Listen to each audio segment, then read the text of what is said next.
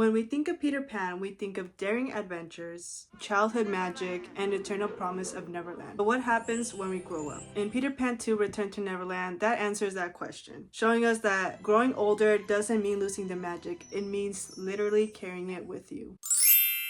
The heart of this sequel lies on Wendy, now as a mother navigating the grim realities of the World War II. Despite the bombs and chaos outside her London home, she tells her children stories of Peter Pan, Tinkerbell, and Neverland. Her faith in faith, trust, and pixie dust hasn't dimmed, it has actually grown deeper. Wendy represents something very powerful because in these dark moments, she is still choosing to believe in the magic. She's still choosing to have trust and hope that things will get better. She is telling her kids these stories in a way of comfort, but also that she hasn't let go of that magic and that hope. But that magic doesn't resonate with everyone. As we see, Jane, Wendy's skeptical daughter, doesn't really believe in these stories. She is curious about them, but when faced with that grim reality that she is in, she's hearing bombs, she is trying to survive. Hearing these childlike stories is not gonna cut it for her. Can we really blame her in this situation? Her dad left her with this task to take care of her own family, so taking on literally another caregiver role.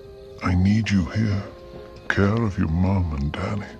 And with that responsibility from her own father being placed on her, she is kind of forced to let her child self behind.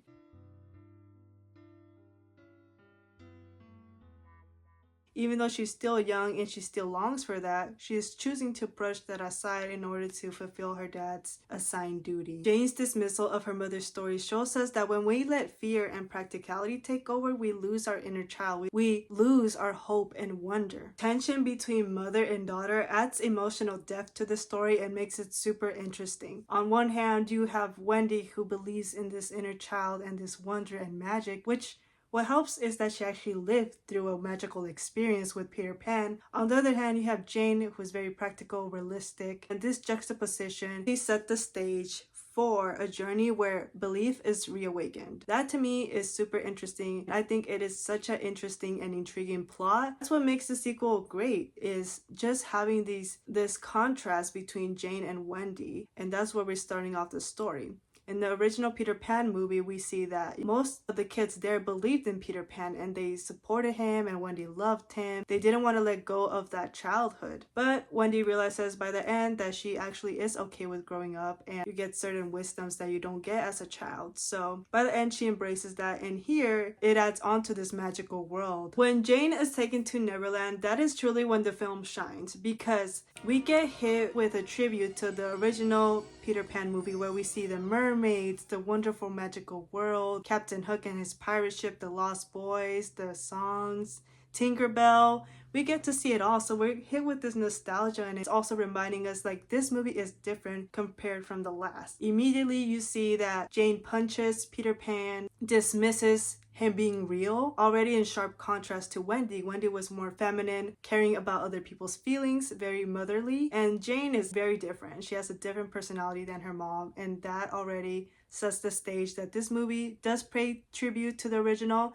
but it's different in its own unique way. This story, it's Jane who takes the center stage and rediscovering the magic. And throughout the movie, we see Jane be skeptical, but then she has no other choice but to bond with these Lost Boys and Peter Pan and discover for herself that this world isn't so bad, and that all along she did want to be a kid and did want to enjoy these silly little things, but she brushed them aside. Watching Jane find her faith, trust, and pixie dust is a very powerful moment for her. It's not just about literally just flying. It signifies something more. It signifies that you trust yourself, you let go of fear, and you embrace the joy. And through Jane's eyes, we're reminded of how belief can transform us, showing us that it's never too late to discover wonder and to listen to our inner child and to embrace what makes us happy and makes us joyful, even in a world full of chaos. It's also very satisfying for the audience to see the relationship grow for Peter Pan and Jane. At first, when Jane didn't even acknowledge Peter Pan's existence,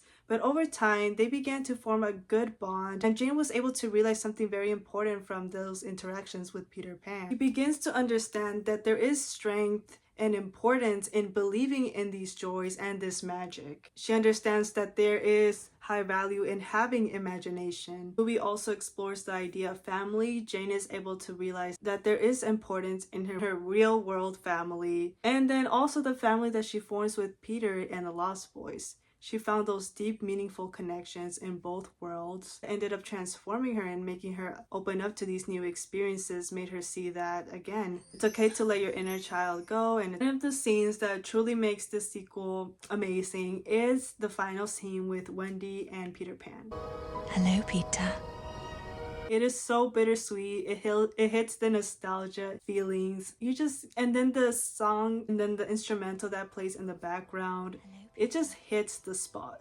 Because when Peter Pan sees Wendy, he sees that she has grown up and he's like, you've changed. But then she reminds him and it's like, no, I actually haven't. I'm still the same person. And Tinkerbell tests that theory. She gives her pixie dust and Wendy is still able to fly as an adult, which means she has never lost sight of that wonder, imagination, that hope, that faith. Peter is left happy and content. They have a very memorable moment. Wendy is no longer that girl that flew with Peter Pan to Neverland, but her spirit hasn't aged a day. Her love for Peter is no longer about adventure. It's actually about gratitude for what he gave her, which was the courage to continue believing, even in adulthood. Peter Pan 2 reminds us that life's magic isn't something we leave behind, but it's actually something that we carry with us throughout our lives and pass it on for generations. These stories inspire her children, and this film shows us that belief is actually a choice.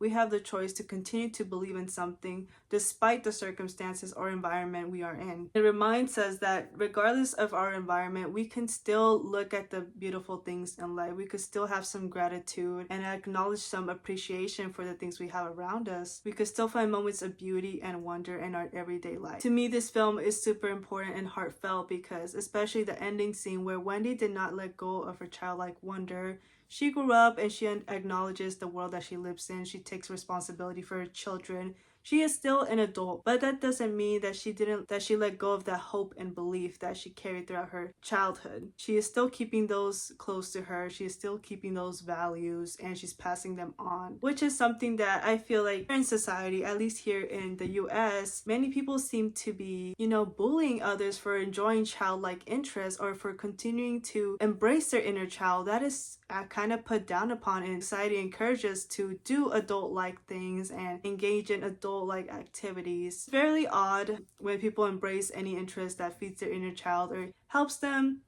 cope with the world or just enjoy life. People will judge that. This film reminds us that, look, you don't need to let go of that part of yourself, especially for Jane too. Her being in that life and taking on a big responsibility, that didn't mean that she should put her inner child aside. At the end of the day, she was still a kid and she still wanted those stories and craved that comfort, childlike wonder in her day-to-day. I feel like that should be acceptable in society and we should let people embrace what they like and enjoy their interests even if they're childish. Because someone likes telling these stories or enjoys them doesn't necessarily mean that they're not an adult or they're less of an adult. As we see Wendy, she balances perfectly what being an adult looks like, but also holds those childlike wonders close to her. To conclude, Peter Pan 2 Return to Neverland has its strengths as a sequel, and personally one of my all-time favorite Disney sequels. It introduces fresh new characters, expands on the original story, adds emotional depth, while still maintaining the original tone of the first film. While it might not be as memorable or impactful as the first Peter Pan movie, it offers a satisfying continuation of the first story. It also provides a good balance of adventure, emotion, and universal themes. This movie has a theme of imagination and belief, which I really love. What are your thoughts on the Peter Pan 2 sequel? Is it one that's memorable for you?